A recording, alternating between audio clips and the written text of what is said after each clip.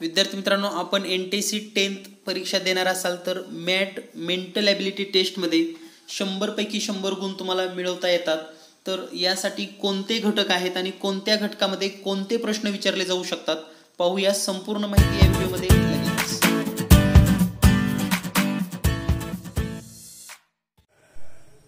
NTS national talent search याबद्दल आपण काल एक व्हिडिओ पाहिलेला आहे. आजच्या व्हिडिओमध्ये आणखी सविस्तर माहिती घेऊयात. राष्ट्रीय प्रज्ञा शोध परीक्षा. तर या परीक्षेमध्ये आपणास काही महत्त्वाच्या गोष्टी आज समजून घ्यायच्या आहेत. कालच्या व्हिडिओमध्ये काही गोष्टी मध्ये मी असं म्हटलं होतं की 10 नोव्हेंबर पर्यंत फॉर्म भरता येतो. तर 10 नोव्हेंबर पर्यंत फॉर्म मध्ये दुरुस्ती करता येते. आणि या ठिकाणी आज डिटेल आपण सांगत आहे की फॉर्म भरायची जी ऑनलाईन फॉर्म भरायची तारीख आहे 8 ऑक्टोबर पासून 25 ऑक्टोबर पर्यंत फॉर्म भरू शकता तुम्ही. त्याबरोबर तुम्हाला जर लेट फी भरून फॉर्म भरायचा असेल तर मग 26 ऑक्टोबर पासून 30 ऑक्टोबर पर्यंत फॉर्म भरू शकतात. आणखी अति लेट फी भरायची असेल, मोस्ट लेट फी, तर 31 तारखेपासून 4 ऑक्टोबर पर्यंत भरू शकतात. म्हणजे हे लक्षात घ्या, विदाऊट लेट फी भरायची असेल तर 25 ऑक्टोबरच्या पूर्वी तुम्ही फॉर्म भरून घ्या. ऑनलाईन फॉर्म भरणं सुरू झालेलं आहे 8 तारखेपासून. यामध्ये 2 परीक्षा असतात, एक स्टेज फर्स्ट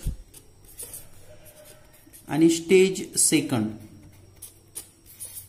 तर स्टेज फर्स्टची परीक्षा आहे 13 डिसेंबर 2020 आणि स्टेज सेकंडची परीक्षा आहे 13 जानेवारी 2021. म्हणजे ह्या दोन्हीही डेट फिक्स झालेल्या आहेत. काल आपण ही डेट सांगितली नव्हती. तर या पद्धतीनं, आणि याची PDF फाईल जर तुम्हाला माहितीसाठी पाहिजे असेल, PDF वगैरे NTSC PDF डिटेल, तर तुम्ही मला व्हॉट्सअप करू शकतात. तुम्हाला PDF सुद्धा मिळेल 8856 046 142. म्हणजे त्याचे सर्व रूल्स, नियम किंवा काही शर्ती असतील, ऑनलाईनसाठी कोणते डॉक्युमेंट लागतात, सर्व डिटेल तुम्हाला NTSC PDF मध्ये मिळू शकतात. तर तुम्हाला हवं असेल तर NTSC PDF साठी मला व्हॉट्सअप करू शकतात आणि मेसेज केल्यानंतर असं लिहा की NTSC PDF पाहिजे. म्हणजे मला समजेल तुम्ही मेसेज कशासाठी केलेला आहे. कारण बऱ्याच वेळेस काय होतं, विद्यार्थी पालक नुसतंच हाय करतात आणि शांत बसतात. त्यामुळे हाय केल्यानं मला काही कळणार नाही. कारण हजारो विद्यार्थी संपर्क करतात, चॅटिंग करतात. त्यामुळे तुम्हाला नेमकं काय पाहिजे हे जर क्विक हवं असेल तर तुम्ही तिथं स्पष्ट उल्लेख करत चला, NTSC PDF पाहिजे किंवा NTSC क्लास जॉईन करायचा आहे किंवा NTSC टेस्ट सिरीज लावायची आहे, असं स्पष्ट लिहिलं तर तुम्हाला अगदी लवकरात लवकर डॉक्युमेंट किंवा तुमच्या चॅटिंगला रिप्लाय मिळू शकतो. यानंतर आपण पाहणार आहोत स्कोरिंग कसा करावा, म्हणजे स्कोर कसा वाढला पाहिजे किंवा NTSCचा स्कोर कसा वाढला पाहिजे. तर NTS या परीक्षेमध्ये 2 पेपर आहेत. आणखी एकदा मी क्लिअर करतो. यामध्ये जो पहिला पेपर आहे तो म्हणजे MAT मॅट. याचं लॉंग फॉर्म आहे mental ability taste.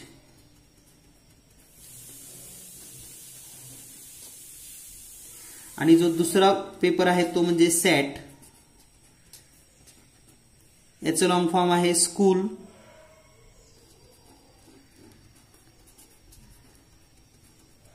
Ability taste. तर हा मॅट 100 गुणांसाठी आहे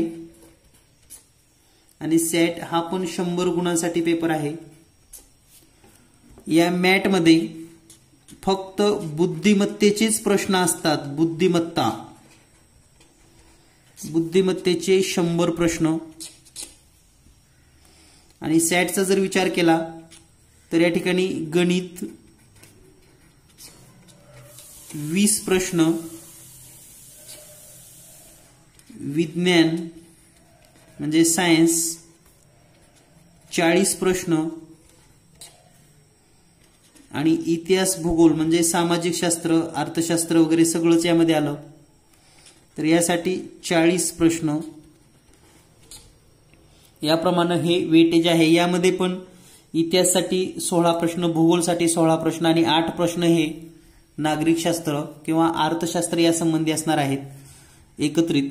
तर या पद्धतीनं एकूण हा पेपर 100 मार्काचा असेल, 100 गुण. आता जनरली जर मी तुम्हाला सांगितलं तर लक्षात घ्या, विज्ञान आणि इतिहास हे 2 सब्जेक्ट जे आहेत याचा आपण रीडिंग करू शकतो किंवा वाचन करून आपल्याला याचा चांगला सराव करता येतो. परंतु खरी गंमत अशी आहे, विज्ञान आणि गणितामध्ये सर्वांना जवळपास सम मार्क मिळतात, सम गुण. कारण सर्वांचं वाचन असतं आणि ज्यानं वाचन केले त्याला 100% मार्क मिळतात. परंतु खरी कसोटी आहे बुद्धिमत्तेचे 100 प्रश्न आणि गणिताचे 20 प्रश्न. तर यासाठी वाचन उपयोगाचं नाही, तर तुम्हाला वेगवेगळ्या टेस्टची प्रॅक्टिस, त्याचबरोबर संपूर्ण अभ्यासक्रम तुम्हाला होणं गरजेचं आहे. त्याच्यातले कन्सेप्ट, बारकावे तुम्हाला समजणे गरजेचे आहेत. तरच तुम्ही हे बुद्धिमत्तेचे 100 आणि हे 20. पण एक मात्र लक्षात ठेवा, यामध्ये चुकण्याची अजिबात शक्यता नसते. गणित आलं की उत्तर 100% बरोबर. म्हणजे 120 पैकी 120चं टार्गेट ठेवायला काहीही अडचण नाही. जर तुम्ही 120 पैकी या 100 आणि हे 20 या ठिकाणी आपण सेपरेट थोडा भाग पाहूयात. तर बुद्धिमत्ता 100 प्रश्न आणि गणित थोडा आपण सेपरेट करतोय, 20 प्रश्न, टोटल 120 प्रश्न होतात. ज्या विद्यार्थ्यांना हे प्रश्न घेता येतील, म्हणजे हे प्रश्न ज्या विद्यार्थ्यांना 100 ते 110 पर्यंत सोडवता येतात, त्या विद्यार्थ्याचं सिलेक्शन निश्चित होणार आहे. कारण इतिहास आणि भूगोलचा जर विचार केला तर 40 आणि 40 80 मार्कामध्ये तिकडे 40 जरी मार्क पडले आणि इकडे जर 110 पडले आणि तिकडे समजा 40, 50, 60 काय जे काय पडतील ते पडतील, तर तुमचा स्कोर जर 150च्या प्लस राहिला, 150 सफिशियंट नाही, लक्षात घ्या. किमान तुम्हाला जर डेफिनेट सिलेक्शन व्हायचं असेल तर 170 तुमचा स्कोर हवा आहे. म्हणजे 170 मार्क जर तुम्ही घेऊ शकलात तर तुम्हाला नक्की पहिल्या स्टेजमध्ये निवड होते. आणि 170 मार्क घेण्यासाठी कंपल्सरी बुद्धिमत्ता आणि गणित या पेपरमध्ये 120 पैकी 110 ते 15 मार्क आवश्यक आहेत. म्हणजे लक्षात घ्या किती महत्वाचा भाग आहे. यामध्ये मी तुम्हाला एक गॅरंटी देऊ शकतो, ते म्हणजे तुम्ही बुद्धिमत्तेचे 100 पैकी 100 मार्क घेऊ शकतात. गणिताचाच फक्त 1-2 प्रश्न चुकू शकतात, परंतु गॅरंटीशीर मी सांगू शकतो की तुम्हाला गणिताला, बुद्धिमत्तेला 100 पैकी 100 मार्क मिळतात. आता हे 100 पैकी 100 मार्क कसे मिळतात, यासाठी नेमका सिलेबस काय आहे, कोणते प्रश्न येऊ शकतात, हे पण आपण लगेच समजून घेऊयात. तर यानंतरचं आपलं टार्गेट असेल, पहिलं टार्गेट मेंटल ॲबिलिटी.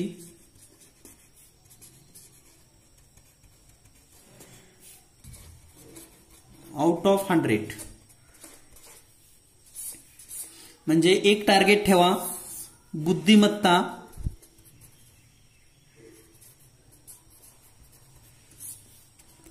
100 पैकी 100. तरच तुमचं स्टेज फर्स्ट सिलेक्शन डेफिनेट आहे, एवढं लक्षात घेता येईल. तर आता आपण समजून घेऊयात बुद्धिमत्तेमध्ये 100 प्रश्न कोणत्या घटकावरचे आहेत लगेच. विद्यार्थी मित्रांनो, जर तुम्हाला मॅट या पेपरसाठी 100 पैकी 100 गुण घ्यायचे असतील तर चॅप्टर वाईज कोणते प्रश्न किती मार्कासाठी आहेत हा अभ्यास, अनालिसिस पाठीमागचा पेपर पाहून आपण या ठिकाणी केलेला आहे. तर त्यानुसार या ठिकाणी अनालिसिस आपण पाहूयात. तर सुरुवातीला पाहूया आपण कॉम्प्रिहेन्शन म्हणजेच आकलन. तर आकलन या घटकावर अक्षर मालिका असेल, संख्या मालिका असेल, बैठक व्यवस्था असतील, तर 3 प्रश्न परीक्षेमध्ये असतात. 3 क्वेश्चन्स ऑन कॉम्प्रिहेन्शन म्हणजेच आकलन. यामध्ये मग सूचना पालन असेल, दिलेल्या सूचनेनुसार एखादी घटना असेल, यावर 3 प्रश्न विचारले जातात. त्यानंतर दुसरा घटक आहे क्लासिफिकेशन म्हणजेच वर्गीकरण. तर यामध्ये वेगळं पद ओळखा, समान गुणधर्म असलेलं पद ओळखा, समान गुणधर्म असलेलं गटामध्ये पद ओळखा असे 2 ते 3 प्रकारचे प्रश्न क्लासिफिकेशन या घटकावर विचारले जातात आणि यासाठी 4 गुण अपेक्षित आहेत, म्हणजे 4 गुणासाठी हे प्रश्न येऊ शकतात. कॉम्प्रेशन जर पाहिलं तर हे 3 गुण. त्यानंतर पुढचा भाग आहे तो म्हणजे कोरिलेशन. कोरिलेशन यालाच आपण अॅनॉलॉजी असं सुद्धा म्हणतो, म्हणजेच सहसंबंध. तर यावर एकूण 12 ते 13 प्रश्न परीक्षेमध्ये विचारले जातात, म्हणजे 12 ते 13 गुणासाठी हा चॅप्टर आहे. यामध्ये संख्यांचा सहसंबंध, अक्षरांचा सहसंबंध आणि आकृत्यांचा सहसंबंध, चिन्हांचा सहसंबंध असे 4 प्रकारचे प्रश्न परीक्षेमध्ये असतात. म्हणजे 13 काही प्रश्न एकाच प्रकारावर नसतात. म्हणजे या 13 मध्ये काय होणार, संख्यांचे काही प्रश्न असणार, म्हणजे संख्या मालिकेचे, अक्षर मालिकेचे काही प्रश्न असणार, आकृत्यांचे काही प्रश्न असणार आणि चिन्हांचे काही प्रश्न असणार. हे लक्षात घ्या. म्हणजे तुम्हाला असं वाटेल की 13 प्रश्न एका प्रकारचे 13 प्रश्न नसतात. तर सहसंबंध या घटकावर 13 प्रश्न, संख्या मालिकेचे 4 प्रश्न असतात, अक्षर मालिकेचे 4 ते 5 प्रश्न असतात, आकृत्यांचे 2 ते 3 प्रश्न असतात, चिन्हावर आधारित 1 ते 2 प्रश्न असतात. तर हे आपल्याला लक्षात आलं पाहिजे की 13 प्रश्न म्हणजे एकाच सारखे नसतात, तर त्यामध्ये बराच बदल असतो. यानंतर पुढचा घटक आहे सिरीज. सिरीज म्हणजे क्रम. यामध्ये पण एकूण 12 प्रश्न परीक्षेमध्ये विचारले जातील. यामध्ये सुद्धा आता 12 प्रश्न एकसारखी नसतात. तर 12 प्रश्नामध्ये संख्या म्हणजे नंबर, फिगर, लेटर म्हणजे संख्या, आकृती आणि चिन्हांचा वापर आणि अक्षरांचा वापर, अल्फाबेट्स यांची सिरीज असते, यांची क्रम दिलेला असतो आणि यावर 12 गुण परीक्षेमध्ये विचारले जातात. 12 मार्कासाठी हा चॅप्टर आहे. त्यानंतर पुढचा चॅप्टर आहे कोड लँग्वेज. तर यानंतर जो पुढचा भाग आहे कोड लँग्वेज, सांकेतिक भाषेमध्ये 8 प्रश्न आहेत. आता हे 8 प्रश्न सुद्धा संख्या, लेटर्स, त्यानंतर साइन और सिम्बॉल या वेगवेगळ्या प्रकारचे प्रश्न असतात. म्हणजे जरी 8 प्रश्न असले तरी एकाच घटकावरचे नसतात. संख्यांची सांकेतिक मालिका वेगळी, चिन्हांची सांकेतिक मालिका वेगळी, लेटरची सांकेतिक मालिका वेगळी. तर याप्रमाणे हे प्रश्न असतात. यानंतर रिदमिक सिक्वेन्स म्हणजे लयबद्ध मांडणी. लयबद्ध मांडणी यामध्ये कमीत कमी 4 प्रश्न येतात. यामध्ये अंकांची, अक्षरांची, चिन्हांची लयबद्ध मांडणी असू शकते. तर 4 मार्कासाठी हे प्रश्न असतील. प्रत्येक पॉइंट समजून घ्या. यानंतर पुढे पिरॅमिड. पिरॅमिडवर जर एक पिरॅमिड आला तर 3 प्रश्न आणि 2 पिरॅमिड आले तर 6 प्रश्न हे हमखास विचारले जातात. त्यामुळे पिरॅमिडचे 6 प्रश्न तर अगदी सहज विद्यार्थ्यांना मिळू शकतात. त्यानंतर आहे रिफ्लेक्शन आणि मिरर. म्हणजेच यामध्ये पाण्यातील प्रतिमा,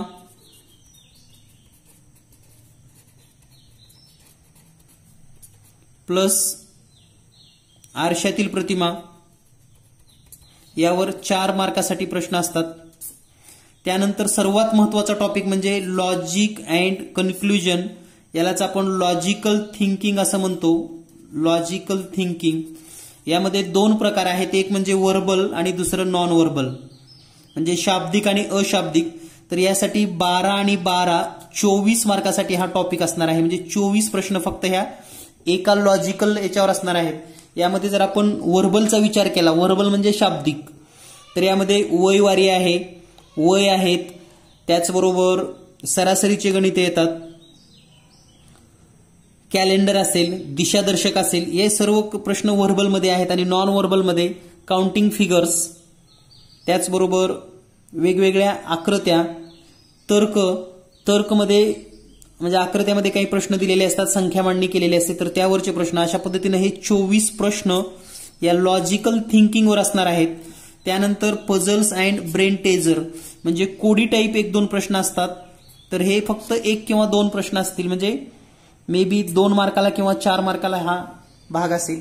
त्यानंतर आहे अॅनालिसिस ऑफ फिगर, आकृती पृथक्करण. यावर किमान 8 प्रश्न असतात. यामध्ये जशाला तशी आकृती ओळखणे, आकृतीचा काही भाग ओळखणे, आकृती दुमडलेली असणे, फोल्डिंग फिगर्स, अशा पद्धतीनं 8 प्रश्न विचारले जातात.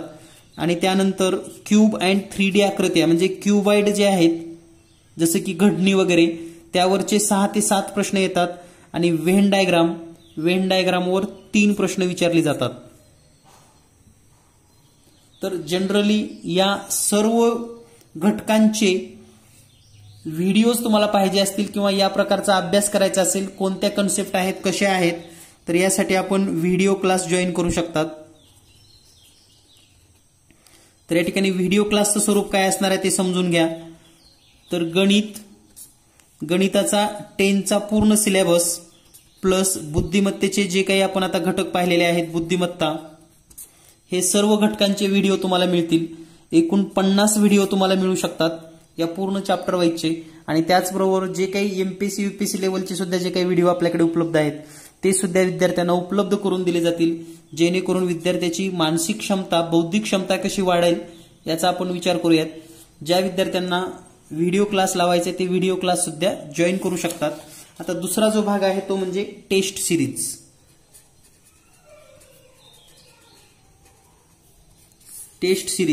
तर टेस्ट सिरीज आपण सुरू करतोय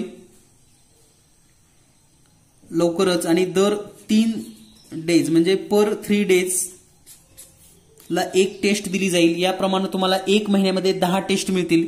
यामध्ये मॅट आणि सॅट, तर सॅटच्या 1, 2, 3, 4, 5, 6, 7, 8, 9 आणि 10 टेस्ट तुम्हाला मिळतील. आणि सॅटच्या सुद्धा 1, 2, 3, 4, 5, 6, 7, 8, 9, 10 या पण 10 टेस्ट मिळतील. म्हणजे मॅटचे एकूण 10 पेपर सरावासाठी, सॅटचे एकूण 10 पेपर. आणि हे जर 1000 प्रश्न तुम्ही सोडवू शकलात तर तुम्हाला मॅटला 100 पैकी 100 मार्क सहज मिळू शकतात. म्हणजे एकूण 1 महिन्यामध्ये within 1 month you have prepare or face 10 MAT exam and 10 SAT exam with as a difficulty level of board exam. तर अगदी चांगल्या पद्धतीच्या हे सर्व टेस्ट तुम्हाला ऑनलाईन आणि रिझल्ट लगेच उपलब्ध होईल. म्हणजे तुम्ही परीक्षा सबमिट केली की तुम्हाला रिझल्ट मिळेल. तर ज्या विद्यार्थ्यांना टेस्ट सिरीज लावायचे किंवा व्हिडिओ क्लास लावायचे ते विद्यार्थी व्हॉट्सअप करू शकतात 8856 046 142. फक्त व्हॉट्सअप केल्यानंतर पुन्हा एकदा सांगतो, तुम्हाला काय पाहिजे ते लिहायला शिका. जसं की NTS PDF म्हणजे फक्त यामध्ये परीक्षाची माहिती दिली जाणार आहे, परीक्षा संबंधी, इतर कुठलंही काही मिळणार नाही. त्यानंतर NTS test series and NTS video class. म्हणजे ह्या तिन्हीपैकी काहीतरी लिहूनच मेसेज करा, म्हणजे मला तुम्हाला नेमकं डेफिनेट काय पाहिजे ते देता येईल आणि नक्कीच तुमची चांगली तयारी होऊ शकते. सर्वांना परीक्षेसाठी खूप खूप शुभेच्छा. आता जे बुद्धिमत्तेचे आपण चॅप्टर पाहिलेले आहेत, या बुद्धिमत्तेचे चॅप्टर्स तुम्हाला 8वी स्कॉलरशिपमध्ये सुद्धा अभ्यासाला आहेत. अगदी तोच सिलेबस या ठिकाणी वापरला गेलाय बुद्धिमत्तेसाठी. त्यामुळे तयारीला लागा. सर्वांना शुभेच्छा. धन्यवाद. Thank you very much.